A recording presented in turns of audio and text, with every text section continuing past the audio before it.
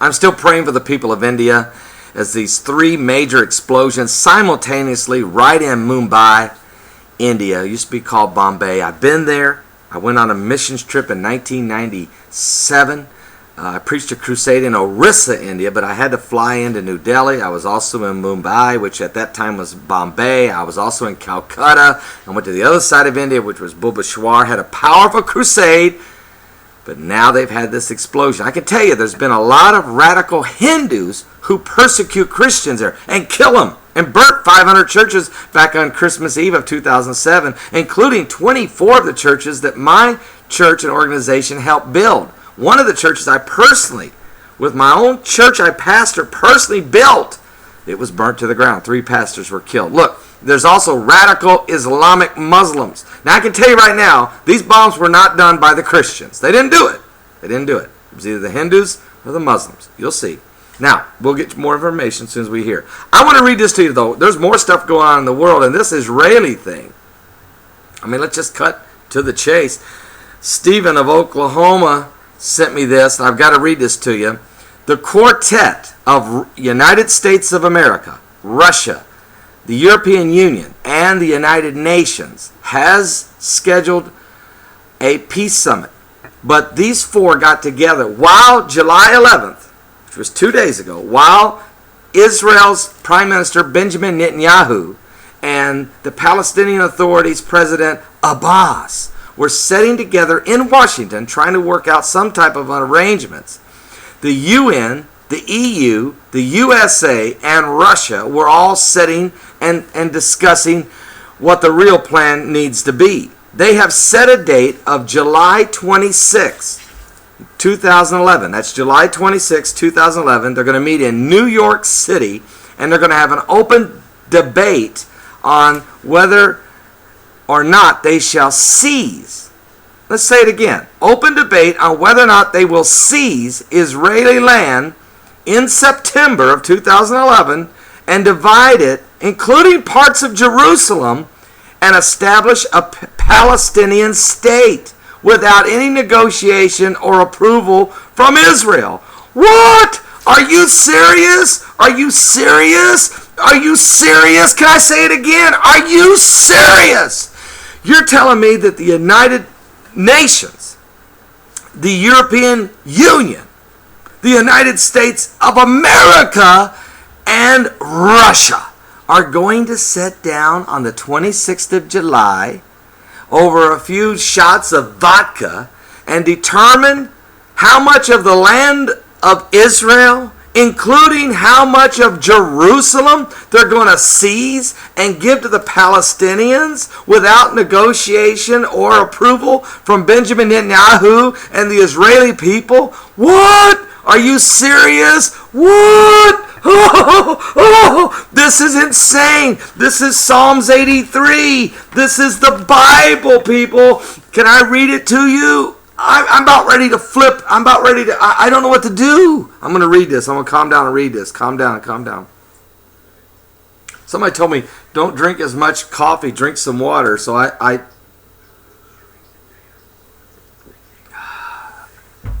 do drink about 2 of them mason jars a day, or sometimes 3 of lemon water. Okay. Psalms 83. Keep not thou silence, O God. Hold not thy peace. And be not still, O God. For lo, thy enemies make a turmoil, and they that hate thee have lifted up the head. They have taken crafty counsel. The quartet's getting together against thy people, and consulted against thy hidden ones. They have said, come, let us cut them off from being a nation, that the name of Israel may be no more in remembrance. For they have consulted together with one consent. They are confederate against thee. And then it names these players. Edom, which are descendants of Esau. The Ishmaelites and the Moabites. Again, descendants of Ishmael. The Moabites, which were tremendous idol worshippers. the Hagareans, Gebal, Ammon, Amaleks, the Philistines, which is really the Palestinians, the inhabitants of Tyre, which come out of Lebanon. Several of these groups come out of Jordan. A lot of these groups come out of Jordan. Assyria, which is actually the Assyrians, which comes out of Syria and parts of Turkey. Also joined with them, they have Hopan, the children of Lot. Those folks come out of Jordan. Do unto them as unto the Midianites, as to Sisera, as to Jablon, to the brook of Kishon, which perished in Endor. They came as dung for the earth. You see, parts of Russia. Folks,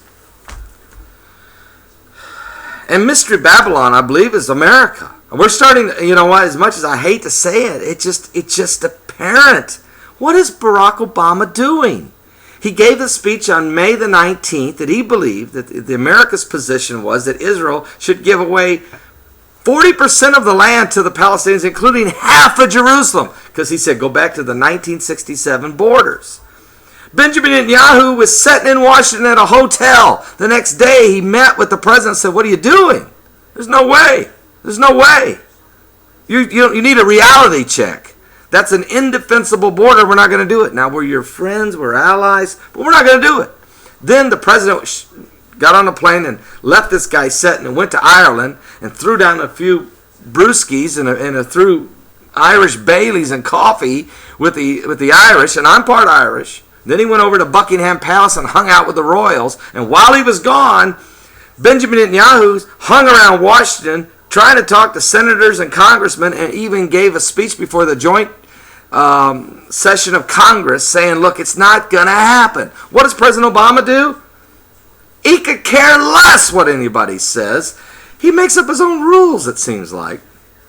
And I'm not being political here. I'm being very biblical. I could care less which party. I don't care about political parties. I'm not into Republicans and Democrats. I'm into what's right and what's wrong. I'm preaching the gospel and Bible prophecy. And so he is now gathered with the European Union. Remember, he went to Germany like a week later, met with the G8 summit in Germany. And of those 8 nations, 7 of them agreed with him that Israel needs to give half of Jerusalem away and go back to the 1967 borders. There was only one country who said, no, I disagree with that. It was Canada. Canada and your Prime Minister, Stephen Harper, who stood up. What's wrong with people? Now the United Nations and the European Union and the United States of America's envoy from the Obama administration, not the people of America, we don't want this, and the Russians are going to get together on July 26th and open debate on how much of the land, including half of Jerusalem, they should seize from Israel. This is not going to happen, people. It's not going to fly. I'm telling you, we're on the brink of a Middle East war which will involve Israel against maybe the world. And if you get there, folks, you're past Psalms 83 war. You're moving into Zechariah 14. And go ahead and read Zechariah 14, chapter 14. Zechariah chapter 14, 1 through 9. You're on the brink of the second coming of Jesus Christ. I'll be right back. I thought I was going to take a break. What? What's going on? Bible prophecy happening? It's happening exponentially, folks. It's happening every day. It's happening before you can blink your eye. Right before our very... I'm looking now... Oh, Lord, there's so many people killed in India. Oh.